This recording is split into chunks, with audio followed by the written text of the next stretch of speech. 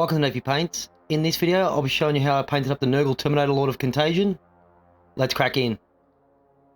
Before painting the model, through my airbrush, I've sprayed on some black primer from Vallejo. This was mixed with a little bit of fly improver. When spraying on or applying an undercoat, just make sure you give the entire model a nice even coat of the colour.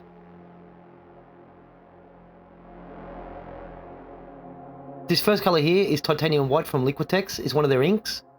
I've run this through my airbrush again with no fly improver this time mixed in. I've given the armour a coat with this colour.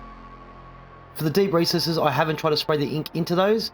You want to leave these areas nice and dark as to build shadow and contrast onto the model.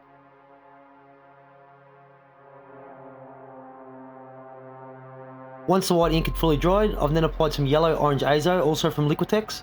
Again, this was done through the airbrush. With this colour, I've just followed all the areas where I've put the white down and give them a nice stain of the yellow. And like I did with the white, just trying to avoid all the darker recesses. I finished with the yellow once all the white had been covered over. With the yellow fully dry, now I've gone back to the Titanium White from Liquitex. When applying the white, I'm not trying to cover over the yellow, just trying to brighten up certain areas of the model. So I'm aiming for the helmet, chest, shins, and the top of his gloves. With the airbrushing done, now it's onto the painting. So I've started here with Khorne Red from Citadel. I've applied 2 coats of this colour to his cloak and the wrapping around the handle of his weapon. Before applying the Khorne Red, I also mixed in a little bit of water with the paint. When applying these base coats, just be careful not to get any of the paint onto the armour. It's going to be very hard to fix since we applied that through the airbrush. If you do happen to get paint onto other colours, these areas are a lot easier to fix, as I can just use a paintbrush to reapply the paint. But again, just try to avoid the armour as much as possible. Whenever applying multiple coats of a colour, always wait for the first to dry fully before applying a second coat. For the guts and slime around the model, I've gone with Venom Wyrm from the Emmy Painter. This is applied straight from the pot in one coat. Due to having some of the white undercoat on these areas, applying one coat of this colour will allow the white to show through a little bit and automatically highlight these areas for me. For all the silver areas of the model, so that's the trimming, the head of the axe, the horn on his head, these chains with the balls on the end of them, and any other parts of the model that might be silver, I've painted these with Leadbelcher from Citadel. This is applied with one even coat. This is straight from the pot with no water added to the paint. For the wooden part of his weapon and the horn on his shoulder, I've chosen XV88 from Citadel. I've applied 2 coats of this colour straight out of the pot. For all the pipes around the armour, I've gone with Blue Violet from Vallejo. This colour gives really good coverage, so I've got away with one even coat.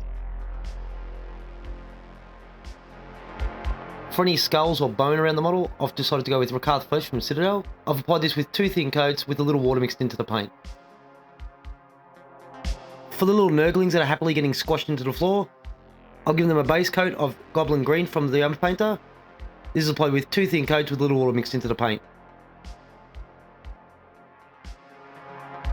For the teeth and the claws on the Nurglings, I've gone with Rakarth Flesh from Citadel. This is painted straight from the pot and applied with 1 coat. For the tentacles around the model, I've gone with Squid Pink from Vallejo. This is applied with 2 thin coats with a little water mixed into the paint. For the eyes of the Nurglings, I've gone with Troglodyte Blue from the Emmy Painter. This is painted straight from the pot and just applied with 1 coat. And for the warts and balls on his stomach, I've gone back to the Khorne Red and applied this again with 1 coat straight from the pot. With all the base coats down, now it's time to move on to the oils. Normally I'd do the oils one at a time, so I'd wait for one colour to dry and then apply the second. But this time I've put all the oils down at once, so letting them bleed into each other a little bit, it's not a big deal.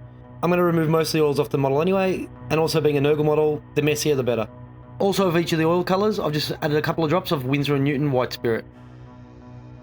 I'll just run through the colours I've got here. So from the top left, Ultramarine Blue, Azo Red Medium, about a 50-50 mix of Burnt Umber and Ivory Black, then Pure Ivory Black, Permanent Green, Azo Yellow Light, Burnt Umber, and then Pure White Spirit. Due to using White Spirit, I've just sealed the model with Mr. Superclear's matte varnish. I apply this just to give the model a little bit of extra protection from tearing or chipping, but you don't have to if you don't wish to. So now it's time to apply the oils, and I've simply just painted different areas with different coloured oils. So for all the metallic areas, I've gone with the Ivory Black. While changing colours, I'm not thoroughly cleaning the brush, so again, if some of the colours bleed into each other, it doesn't really matter.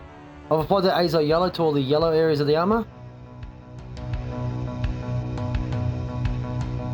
For the cloak and the cloth on the weapon, I've gone with the Azo Red. I've mixed the red and the blue together to make myself a purple, and I've applied this to the purple piping of the model and the pink tentacles.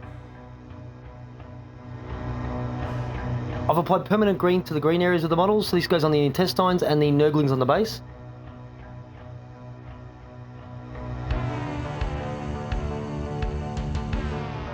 To the skulls, horns and any other little bits around the model, I've applied the 50-50 mix of the brown and black to these areas. I've also decided to apply this to the cloak and the cloth on the weapon. This will give the red areas a bit more contrast, as just pure Azo red on these areas wasn't enough.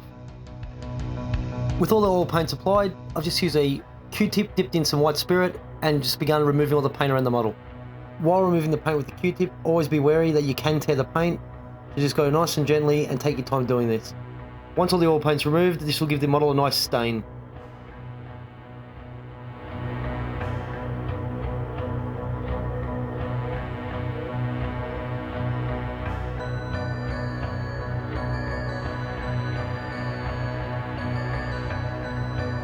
Once I'd cleaned off enough oil paint, I went back in with the paintbrush and pure burnt umber and just placed this over random areas of the model where I wanted to darken them up a little bit more. Once that was done, then I just removed that excess with the Q-tip as well.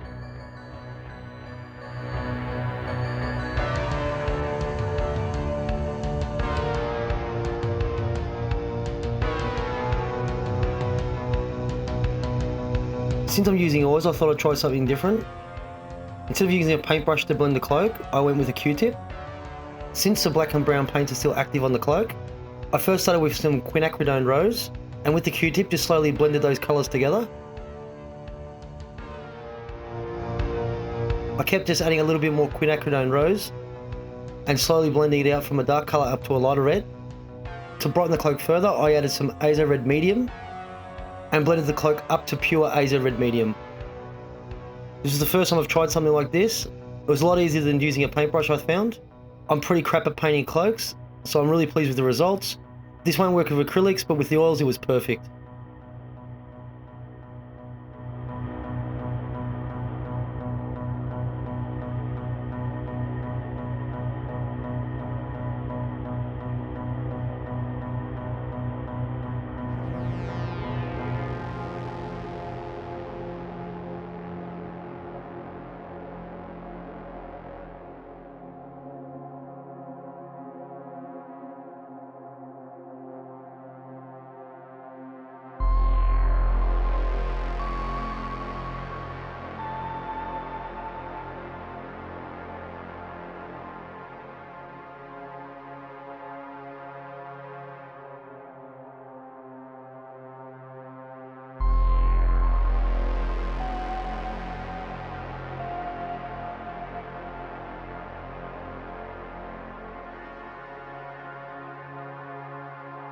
For the fire on the model, I couldn't use a Q-tip like I did on the cloak, as this shape was way too bumpy.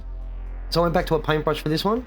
The four colours I used in the flames were Ultramarine Blue, Cerulean Blue Phthalo, Ivory Black, and Titanium White. These four oil paints are all from Van Gogh. Like with the cloak, I didn't put any white spirit into the paint. And with the fire, I just slowly went back and forth between the four colours until I was happy with the end result.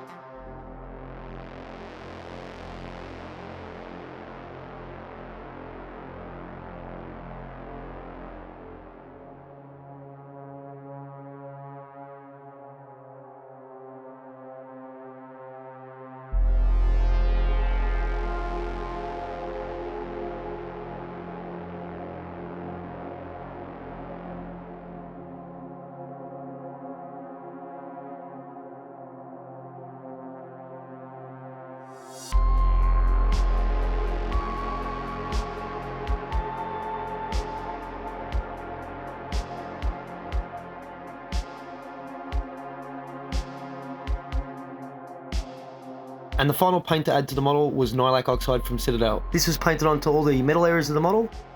Any excess I just used a Q-tip to remove. Once that was dry, I mounted him onto a base and he was ready for the tabletop. And here he is ready to spread death and decay across the galaxy. Thanks for watching Nayfee Paints. If you liked the video, please click the sub button and leave me a like. If there's anything you want to see in a future video, please leave a comment in the comment section below and I'll see you in the next one. Catch ya!